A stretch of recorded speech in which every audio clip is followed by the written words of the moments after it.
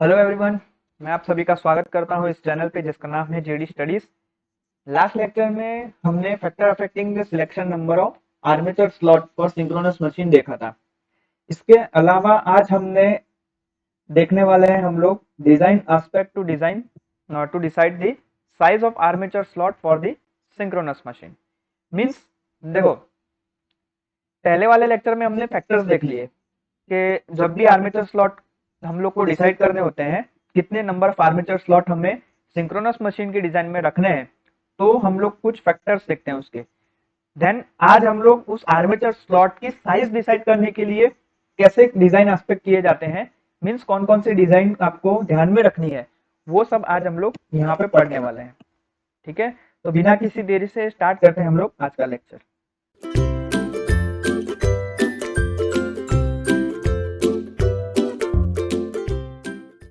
देखो, design aspect मतलब design size armature slot की साइज डिसाइड करने के लिए हमें क्या करना पड़ता है? नंबर ऑफ स्लॉट्स, कंडक्टर का cross section area, then conductor पर स्लॉट और किस टाइप की वाइंडिंग हमें उसमें करनी है, ये सारी चीजें हमें डिसाइड करनी पड़ती है। मींस जो भी स्लॉट है आपका, उस स्लॉट का ये सारी उस स्लॉट्स में नंबर ऑफ स्लॉट्स देखते हैं हम लोग, उसका क्रॉस सेक्शन एरिया देखते हैं, कंडक्टर पर स्लॉट कितने आएंगे वो देखते हैं, देन कौन से टाइप की वाइंडिंग आपको करनी है, ये हमें डिसाइड करना पड़ता है। किस चीज के लिए? ताकि हम लोग स्लॉट के जो डिमेंशंस हैं वो हम लोग डिसाइड कर सके। इसलिए कंडक्टर जो होती है वो अरेंज करी जाती है डेप्थ वाइज और width wise inside the slot such a way that it has mechanically strong tooth width. ठीक है, तो कंडक्टर की जो हमें अरेंज करना है, कंडक्टर हमें नंबर ऑफ स्लॉट्स के अंदर कंडक्टर अरेंज करना है, तो वो अरेंज डेप्थ वाइज और विड्थ वाइज कुछ इस तरीके से की जाती है ताकि उसकी जो टूथ की विड्थ है वो मैकेनिकली स्ट्रॉन्ग बने। Okay, and then width of the slot will be dependent on the rated terminal voltage. तो जो विड्थ ऑफ द स्लॉट्स है वो हमारी डिपेंड करती है टर्मिनल वोल्टेज के रेटेड पे, मींस कितना वोल्टेज आपको अप्लाई करना है उसके ऊपर स्लॉट की विड्थ हमारी डिसाइड की जाती है। Okay, so as it is fixed, the thickness of the main insulation coil slides and slots. Okay, लेकिन लेकिन width of the tooth should not be too large, यानी कि जो हमारी टूथ की विड्थ है वो इतनी भी लार्ज नहीं होनी चाहिए कि स्लॉट जो है वो आपके नैरो और डीप हो जाए। ठीक है, क्योंकि डीपर स्लॉट जो होते हैं वो हमारा लार्ज लीकेज रिएक्टेंस प्रोवाइड करते हैं, और लार्ज लीकेज रिएक्टेंस अगर आपको प्रोवाइड होता है तो इसका मतलब क्या है? फ्लक्स डेंसिटी जो है वो आपकी ज्यादा हो जाएगी और आपके जो लॉसेस हैं, टूथ पल्सेशन लॉसेस, वो आपके बढ़ जाएंगे। ओके, सो इतनी भी ज्यादा टूथ की विड्थ जो है इतनी भी ज्यादा लार्ज नहीं होनी चाहिए। Okay, now fourth point is ratio of slot depth to slot width. ठीक है, यानी कि यहाँ पे हम लोग स्लॉट डेप्थ और स्लॉट जो विड्थ है उनका उसका अगर रेशियो लेते हैं तो उसकी रेंज आपकी किस किस के बीच में आनी चाहिए? 4 से लेके 5 के बीच में, 4 to 5 के बीच में ही आनी चाहिए। क्यों? क्योंकि टूथ प्लस डेंसिटी जो रहती है वो उसकी परमिसिबल लिमिट कितनी है? उसकी परमिसिबल लिमिट है 1.1 to 1.8 weber per metre square. तो उस चीज के लिए उस ये वाली जो रेंज है 1.1 to 1.8 weber per metre square, इसको परमिसिबल लिमिट के रखने के लिए हमारी जो डेप्थ और विड्थ, इन दोनों का जो रेशियो है ये हमारा 4 to 5 के बीच में ही आना चाहिए। टर्बो अल्टरनेटर में हमारी जो फ्लक्स डेंसिटी का जो वेरिएशन होता है वो हमारी स्लॉट में स्लॉट जो हमने प्रोवाइड की है उस स्लॉट की डेप्थ पे डिपेंड करता है, और यहाँ पे टर्बो अल्टरनेटर में जो स्लॉट की डेप्थ होती है वो लार्ज होती है। जैसे कि एग्जांपल के तौर पे स्मॉल इंटरनल डायमीटर और जो विड्थ है टूथ की वो हमारी फ्लक्स डेंसिटी के करस्पॉन्डिंग हम लोग चूज करते हैं। ठीक है, और ये जो फ्लक्स डेंसिटी है वो कहाँ की हम लोग चूज करते हैं? वो हम लोग चूज करते हैं टॉप ऑफ दी टूथ की। मीन्स जो भी आपका जो भी आपकी नंबर ऑफ स्लॉट है, जो भी आपकी स्लॉट है, स्लॉट आपकी कुछ मल्टी कॉइल और सिंगल टर्न ऐसी ऐसी होती है, ठीक है। ये है आपकी स्लॉट एक। तो टर्बो अल्टरनेटर में क्या होता है कि जो आपका टूथ है, टूथ की जो विड्थ है, टूथ यानी कि ये वाली विड्थ है, ये वाली विड्थ आप लोगों को एस्टिमेट करनी पड़ती है। कहां से? देखो, ये वाली विड्थ आपकी एस्टिमेट होती है कैसे? उसकी फ्लक्स डेंसिटी, और फ्लक्स डेंसिटी कहां पे डिसाइड की जाती है? यहाँ पे। ये ये इतने वाले एरिया में आपकी कितनी फ्लक्स डेंसिटी है, उसके अकॉर्डिंग ही आपकी जो टूथ है उसकी विड्थ डिसाइड की जाती है। और ये जो फ्लक्स डेंसिटी है, ये ऊपर वाले सेक्शन में परमिसिबल लिमिट कितनी है उसकी? 1.8 weber per metre square. Means ये जो ऊपर वाला हिस्सा है, यहाँ पे आपकी फ्लक्स डेंसिटी होनी चाहिए, बी कितना होना चाहिए? 1.8 वेबर पर मीटर स्क्वायर। इतना ही आपका क्या होना चाहिए? इतना ही आपकी फ्लक्स डेंसिटी होनी चाहिए। यही उसकी एक क्या है? परमिसिबल लिमिट है, ठीक है। तो यहां से हम लोग minimum width of the tooth कितने लिख सकते हैं? देखो कैसे लिख सकते हैं। तो कैसे लिखेंगे हम लोग? यहाँ पे ऐसे लिखेंगे, मिनिमम विड्थ ऑफ टूथ, ठीक है। ये टूथ जो है इसकी मिनिमम विड्थ कितनी होनी चाहिए, उसको हम लोग WT मिनिमम, इतना तो मिनिमम आपका होना ही चाहिए। कितना होना चाहिए? 5P डिवाइडेड बाय लैम्बडा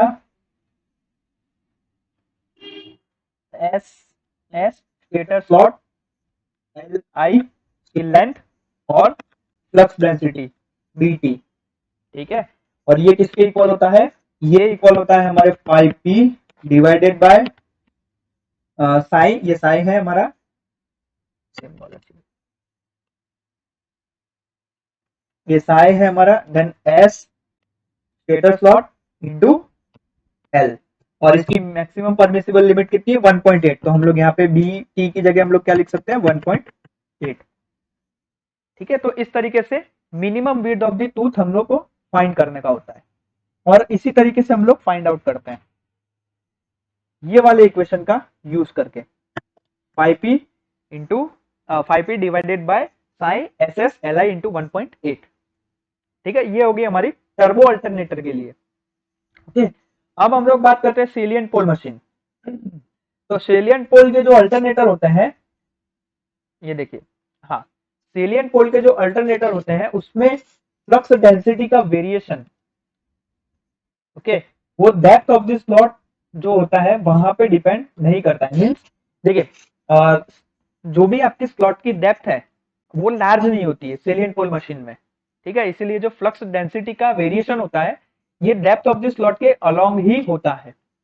जैसे एग्जांपल के तौर पे large internal diameter, hence width of the tooth is estimated corresponding to the flux density at the middle section of the tooth, and the flux density at this section should be within permissible limit of 1.8 Weber per meter square, okay। देखो यहाँ पे आपको दिख रहा होगा, figure दिख रही है आपको, देखिए ये टूथ है आपका। तो ये वाला जो ऊपर वाला हिस्सा जो यहाँ पे बताया, ये आपका है लिप वेज, क्या है आपका? Lip veg. देन ये जो दूसरा है, ये वाला हिस्सा है आपका कॉइल इंसुलेशन का, कॉइल इंसुलेशन। देन ये वाला हिस्सा है, ये वाला हिस्सा है आपका कंडक्टर का, यानी कि यहाँ पे आपके कंडक्टर्स होते हैं। देन ये वाला जो हिस्सा है ये आपके कॉइल सेपरेटर का है, ओके। देन ये वाला जो हिस्सा है, ये वाला जो तीर है, ये क्या बताता है? स्लॉट इंसुलेशन बताता है, स्लॉट इंसुलेशन। और यहां से लेके यहां तक ये जो है ये डेप्थ ऑफ द स्लॉट है, यानी कि DS है। और यहां से लेके यहां तक ये जो है, ये है आपकी width of the slot WS, okay, so salient pole machine के लिए, किसी भी सेलिएंट पोल मशीन के लिए स्टेटर पर टर्न फेज क्या होगा, ये आपको ध्यान रखना है। डायरेक्टली स्टेटर टर्न पर फेज यानी कि TPH. TPH is equal to क्या होगा हमारा, सभी को पता है, EPH divided by 4.44 F phi K W. ठीक है, और total number of stator conductor कितने होंगे आपके, total stator conductor ZS, ZS is equal to क्या होगा यहाँ पे 3 इंटू 2 TPH। 3 क्यों है, क्योंकि 3 फेज की अगर मशीन है आपकी तो यहाँ पे आपका 3 आएगा। ठीक है, और 2 TPH मतलब एक स्लॉट में आपके 2 कंडक्टर आएंगे, 2 नंबर ऑफ टर्न्स आएंगे कंडक्टर के, इसीलिए 2 TPH। तो एक stator conductor, total stator conductor कितने हुए आपके 3 इंटू 2 TPH। इसी तरीके से स्टेटर कंडक्टर पर स्लॉट, स्टेटर कंडक्टर पर स्लॉट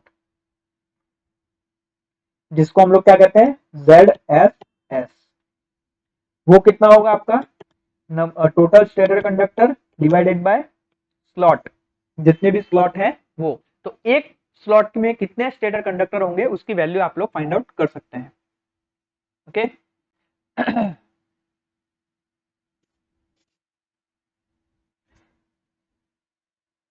फिर स्टेटर कंडक्टर का cross section area, stator conductor cross section area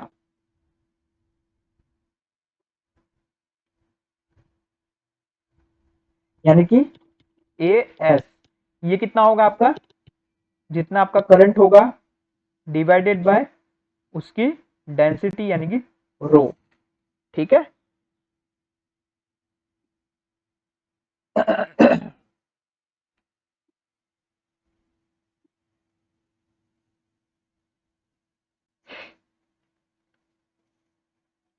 than copper area इन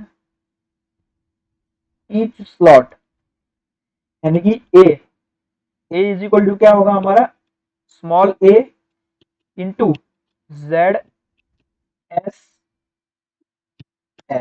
ठीक है, small a into ZSS।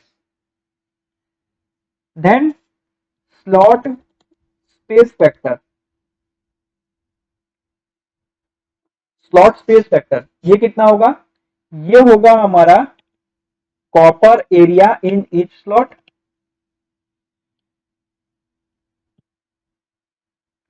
Divided by area of each slot. ठीक है, और यहाँ पे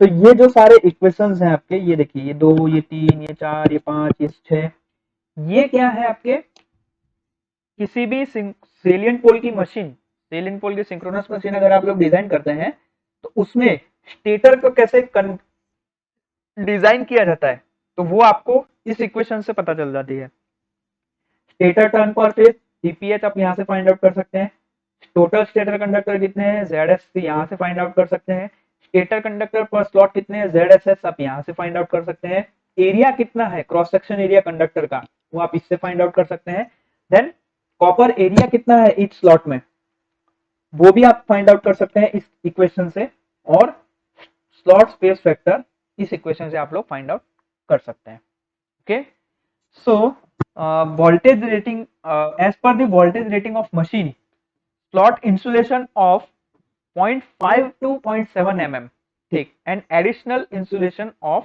0.5 to 1.5 mm as a coil separator between two layers of the coil is provided। ठीक है, देखो जैसे मैं आपको बता देता हूँ ये जो क्या कहना चाह रहा है, देखिए ये चीज कहना चाह रहा है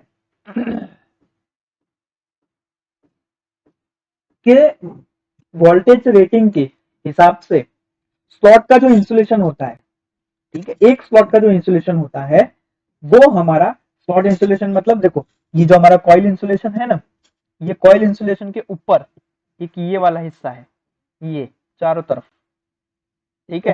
तो ये जो हिस्सा है ये क्या है आपका, ये आपका स्लॉट का इंसुलेशन है, और ये कितना होना चाहिए, 0.5 mm से लेके 0.7 mm तक होना चाहिए। और एडिशनली एडिशनली हमारा एक कॉइल सेपरेटर भी होता है, ये देखिए ये आपका कॉइल सेपरेटर है। तो इसकी थिकनेस कितनी होनी चाहिए, 0.5 से लेके 1.5 mm तक होनी चाहिए। और जो वेज और जो हमारा लिप है, लिप वेज, ये स्लॉट के टॉप पे आपका एडिशनली कितना होता है, 3 mm से लेके 50 mm तक का होता है, जिसके अंदर हम लोग क्या करते हैं, कंडक्टर को होल्ड करते हैं। ओके, तो ये कुछ डिजाइन के हमारे एस्पेक्ट थे जो आप लोग आर्मेचर स्लॉट की जो भी साइज है उसको डिसाइड करने के लिए यूज करते हैं। ओके, सो इसी के साथ हमारा जो ये आज का लेक्चर है मैं यहाँ पे पूरा करता हूँ। नेक्स्ट लेक्चर में जब हम लोग मिलेंगे तब हम लोग क्या करेंगे, तब हम लोग armature design aspect of armature winding use for the synchronous machine, ये वाला क्वेश्चन नेक्स्ट लेक्चर में कवर अप करेंगे। ठीक है, तब तक के लिए आप इस वीडियो को लाइक कर दीजिएगा, चैनल को सब्सक्राइब कर देना, और साथ ही साथ में बेल आइकन पे भी प्रेस कर देना, ताकि नए वीडियो आते ही इसकी नोटिफिकेशन आपके नोटिफिकेशन बार में आ जाए। मिलते हैं हम लोग नेक्स्ट लेक्चर में, टिल देन जय हिंद।